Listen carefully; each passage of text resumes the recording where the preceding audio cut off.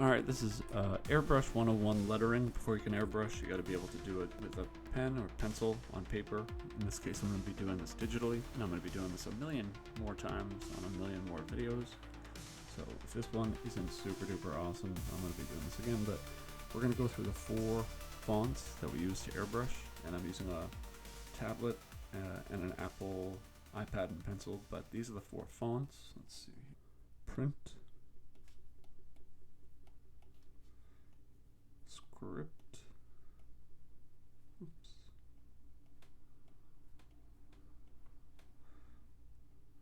scratch,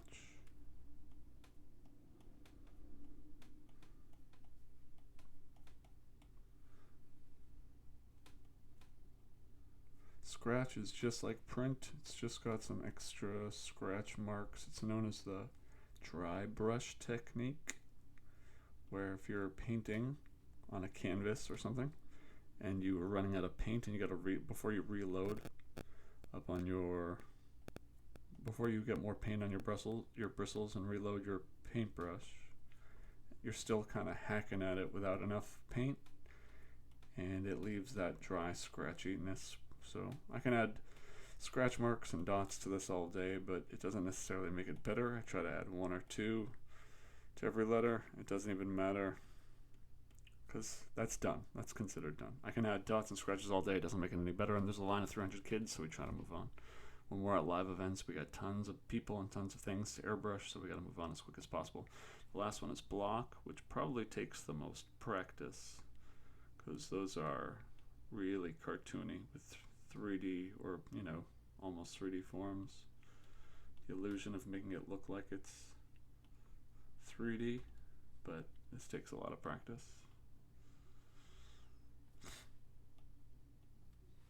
So those are the 4 fonts we're going to use, and today we are really quickly going to go over the print alphabet. So with the print alphabet, just like any other alphabet, it only takes a second or 2 to draw each letter, which means 26 letters in the alphabet, they take less than 2 seconds. You can do the whole alphabet in under a minute, which means if you say you don't have time to practice and it only takes less than a minute to practice the alphabet, you're lying. If you don't have enough time to practice, you're just not interested in doing this. That's what it means. So this is the capital print alphabet. This is what we use for the print font, and it is A, B, C, D, E, F, G, H, I, J, K, L, M, N, O, P, Q, R, S, T, U, V, W, X, Y, and Z. And even though this looks super simple, and I believe it is, you still have to study exactly how these letters are formed. I'm not writing letters, I'm drawing them. So if I were to do the name Michael and handwrite it, it would probably look something like this. And that's my handwriting. But if I were to use this print alphabet and draw the letters,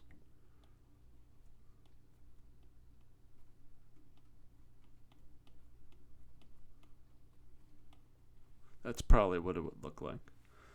Now it comes out a little different every single time. When I do a lowercase I in my print, I often add that bubble. So it's not a capital I, but it's important to know both.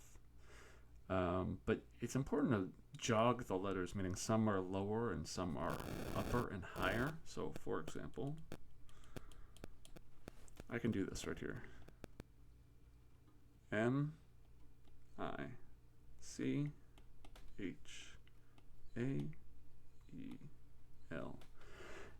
And I think this is a good example of maybe doing a little too much. I don't love how that came out. I love the one I did before, but it's a good way to, if you're running out of space and you need to squeeze in a design, it's a good way of doing it. But I am not perfect every time. Nobody is. I'm not the best airbrush artist. Is what I would do if you're learning airbrush. Learn from everybody. Take notes from absolutely everybody. But this is how I've been doing it for 16 years. Super quick. I'm going to try that one again. M, I, C-H-A-E-L.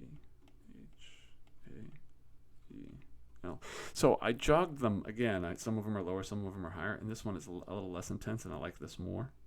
So I really like how this one came out. And the biggest letter in this case would be the first letter. That's often what happens. But the next step to this in our airbrush design is the outline. If I'm going to add outline, I'm going to change colors so it's super visible. Change layers. And this is what my outline would look like. Kind of go and hug the letter design with somewhat of an equidistant space from the outline distance to the letter itself. It's mostly, uniform all the way around. It is artwork. It doesn't have to be perfect. And I kind of just go in to all of the nooks and crannies of the letters. Obviously, it's one thing to explain the process with words, but when you see it done, it's way easier to understand what's happening. All right, so for example, if I did the name Michael, C-H-A-E-L, and all of the letters are the exact same size at an angle, and I don't jog any of them, and they're just exactly next to each other with the same size, it does not offer an opportunity to do interesting looking, dynamic, well-crafted art.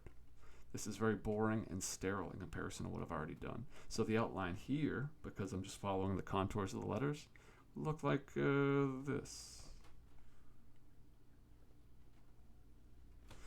And in my opinion, this other one that we did here looks a million more times artistic and dynamic than what we did here. So we generally don't do that. We'd keep it very dynamic and very artistic, and that's a good way to make your artwork stand out and certainly get a bigger approval rating.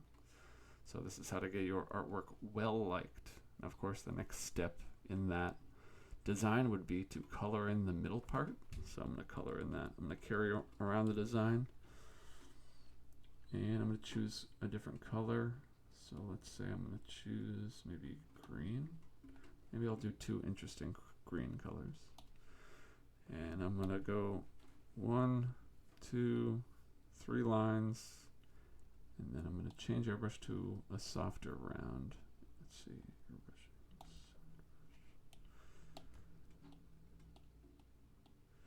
This is really, if you're doing it digitally, you need a soft round airbrush. This is Procreate I'm using. So I'm going to change and add another green to make it look really dynamic. And look at how dynamic and fun that looks. I can even go back with my red and do some more details, some drop shadows of the line work for the outline. I could add some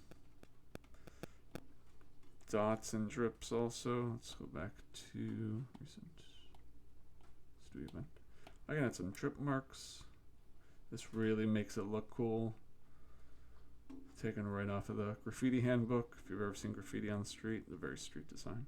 But this would be this Michael in print font with red and green. This is a finished design. I would do this on a hat, a t-shirt, a pennant, anything.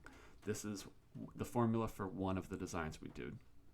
So I did the alphabet. I did a name, but I'm going to do a few more in the print font to kind of make it obvious on how I repeat the exact same formula for all words. So let's get rid of that and that. So this is just the print font. Let's try to do 10 of them. So I'm going to do the name Stacy, Bob, Cheetah. I don't like that. Stacy, Bob, Cheetah, Lorraine.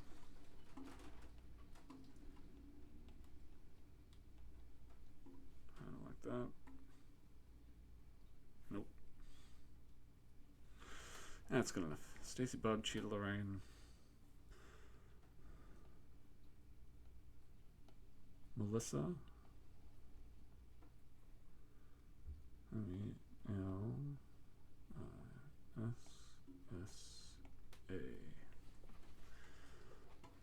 Let's see. Brenda.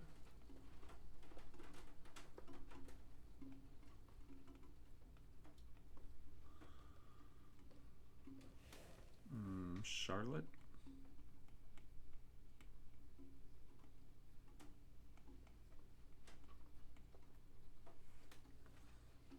And these are very quick. They don't have to be perfect. It should be obvious that it's just very formulaic, you know.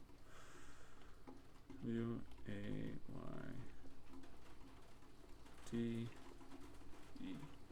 Alright, so here we have 8. Let's start with 8. And what I'm going to do is pick up background colors. Generally, when we pick 2 different colors, the darker one is the outside, the lighter one is on the inside. Fonts are always in black.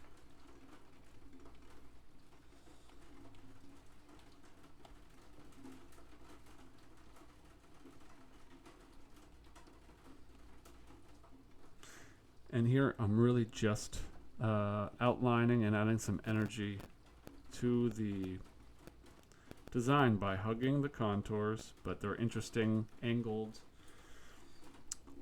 letters. So in this case of Bob, B-O-B, you'll notice I have one B facing angled upwards, the middle letter, and then to finish the word off, I have one angling downwards. That way, the design fits in a uniform shape almost. Whereas if I did it the other way, it would be an incredibly different shape that's not necessarily symmetrical in its outer shell of a shape and its containment outline. So there's a lot to think about when you do stuff like this, but let's just continue with these outlines.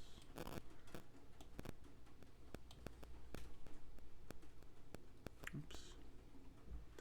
Now, accidents with an airbrush or doing things digitally is just part of it. You got to roll with it, and there's ways to fix it. So any of these imperfections I can go and fix on my next approach to add some more detail. Actually, I kind of made a mistake right here. If you watch the Brenda one, look at the space in between the D and A and the green outline. It doesn't really work. I should have come in like that more. That would have looked better. So for all intents and purposes, let's erase that. So I'll show you. It looks better like that. Even in the N, I could have come in more, and that would have looked better. But when you're doing this fast, I can absolutely fix it in other ways. Oops. So let's see. Once you get good and you start kind of flying, you don't really have to go into every single nook and cranny. If you know how to add diversity later on, diversity of your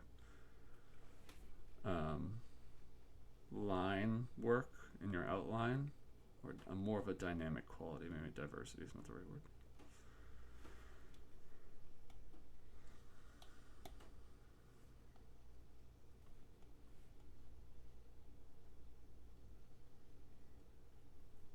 So these are just good examples of, you don't have to be perfect, but if it goes around the overall shape of your letters, it should make sense. And you can do it really, really quick. It'll just take time to, make it look amazing. But so after this, what I would do, whether I'm doing with an airbrush or whatever, I'm going to pick an airbrush, or I can do it with, let's pretend these are airbrush designs. This is what I would do. I would come and add that drop shadow, style, fuzzy, underneath tracing part of the outline. So this adds some thickness, it adds some shadowing, it adds some contrast of the design. You can even make it scratchy if you want. And it just adds more of a solid kind of approach to the design, right?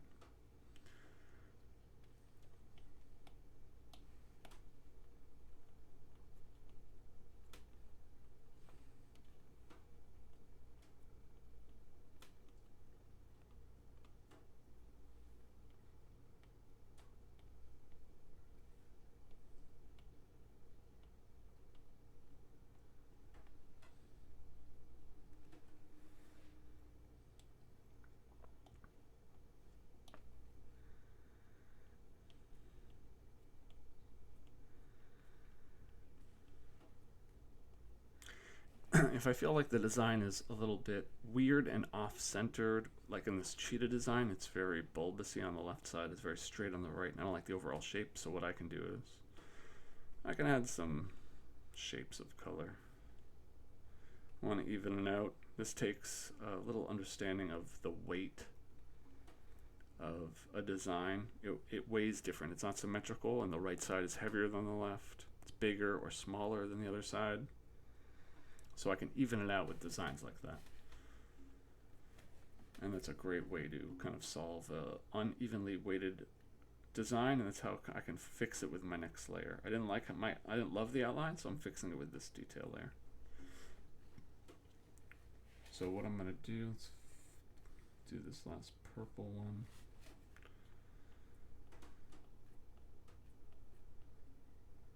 And again, you can do drip marks to add some dynamic design qualities, some dots. I never do more than 2 or 3. They say less is more, 2 or 3. So with drips, 2 or 3. Dots, 2 or 3. Sometimes I'll even do just 1. So those are the designs. Let's do Bob real quick. Trips, dots, dots. And you kind of stop thinking about it. Like I'm not really using a whole lot of thought because I've been doing this so much over the years. Let's do Brenda outline. I probably make this look easy, but again, I've been doing this for a really long time. And I'm just trying to show the design, the reasoning behind the design.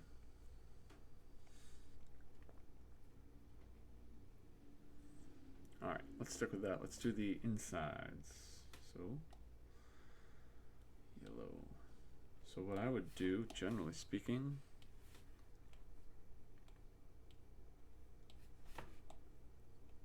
I would do 1, 2, or 2 or 3 lines like that on Stacy with the yellow. And we'll do Bob too. 1, 2, 3. Sometimes I'll even trace the letters. I'll go down to the right for a drop shadow to add more color, and then I would go to the airbrush fading ability. Oops, I didn't do that right. Okay, I did. Whoops, way too much. So now I have a very kind of graceful, soft transition. So I switched. If I was airbrushing, this tool does it automatically. It creates a very soft, round ability to fade and add transitions, which is another lesson. It's the difference between hard lines like that, or I'll do it in a darker color. Hard line like that, or a soft line like this. So that's what we're dealing with, these 2 different line. One is a hard line, one is a soft round line. And you can do both of them with an airbrush. And that's why an airbrush as a tool is so dynamic, but you can't do it with an airbrush if you don't understand the fundamental basics and the philosophy of this design stuff, right? So the next thing we're going to do is just to continue on the middle part with the other design. So we're going to do this super quick. See, maybe I'll choose purple studio pen.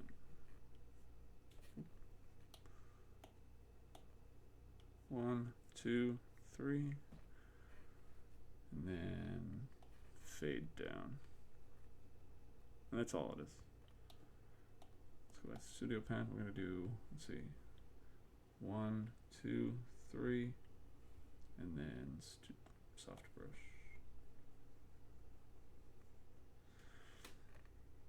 And what we can even do, again, I'll do drop shadows on another lesson, but it does look good to add it.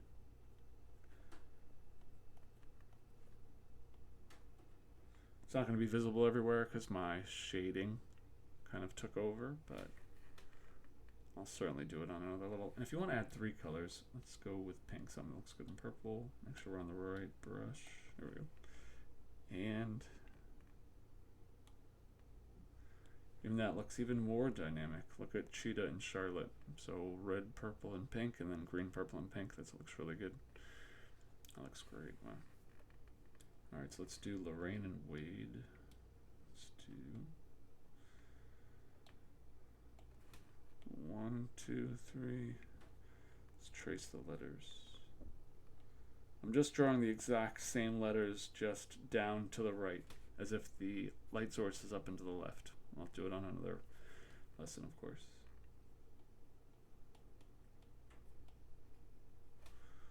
One, 2, 3, and then we are going to fade. Oh, that didn't work. Oh, that didn't work.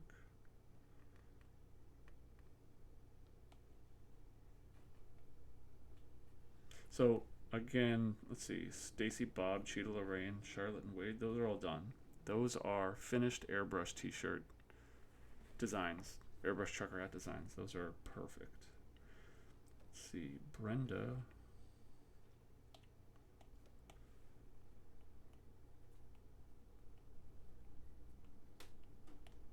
One, 2, 3.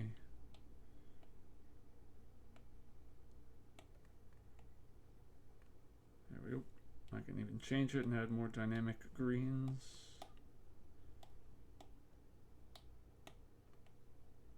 And that looks great. Let's do Melissa. Orange. Studio pen.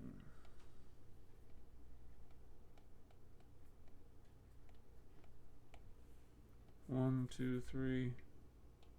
Fade it down. Let's add maybe a yellow. Alright, so this is 8 finished print designs that would look great on any airbrushed item, whether it be a pennant, trucker hat, flag, tote bag, t-shirt, anything. This is the fundamental designs on print. Now there are other background designs, so I'll be covering those as well in the future. Be sure to stay tuned. It's that good stuff. Like and subscribe. Thanks for following. Practice, practice, practice.